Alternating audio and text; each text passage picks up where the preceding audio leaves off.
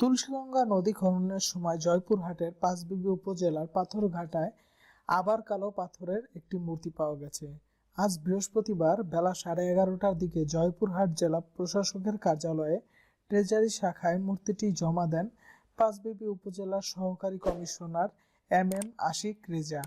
আজ সকাল 9টার দিকে মূর্তিটি পাওয়া যায়।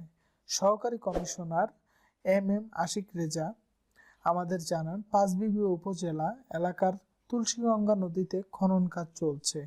আজ সকাল 9টার দিকে তুলসীগঙ্গা নদীর পাথরঘাটা এলাকার খনন কাজ করার সময় নদীর তলদেশে একটি মূর্তি পাওয়া যায়। আটাপুর ইউনিয়নের গ্রাম পুলিশের সদস্যরা বিষয়টি প্রশাসনকে জানান। ঘটনাস্থলে গিয়ে মূর্তিটি প্রশাসনের জিম্মায় নেওয়া হয়।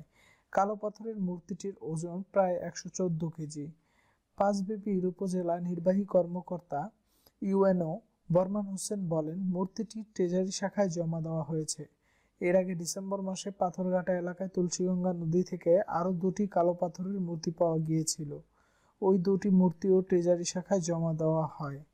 পাহাড়পুর বৌদ্ধবিহার জাদুঘরের কাস্টেডিয়ান মোহাম্মদ ফজলুল করিম বলেন, পাঁচবিবির পাথরঘাটা সংরক্ষিত প্রত্যন্ত এলাকা। সংরক্ষিত এলাকার বাইরে নদী খনন করার সময় মূল্যবান পুরাকীর্তির মূর্তি পাওয়া যাচ্ছে। জয়পুরহাটের জেলা প্রশাসক শরীফুল ইসলাম প্রথম আলোকে বলেন, প্রত্নতত্ত্ব অধিদপ্তরের আঞ্চলিক কার্যালয়কে মূর্তি পাওয়ার বিষয়টি জানানো হয়েছে। ওই এলাকা খনন করা যায় কিনা তা সরকারি সংশ্লিষ্ট বিভাগকে জানানো হবে।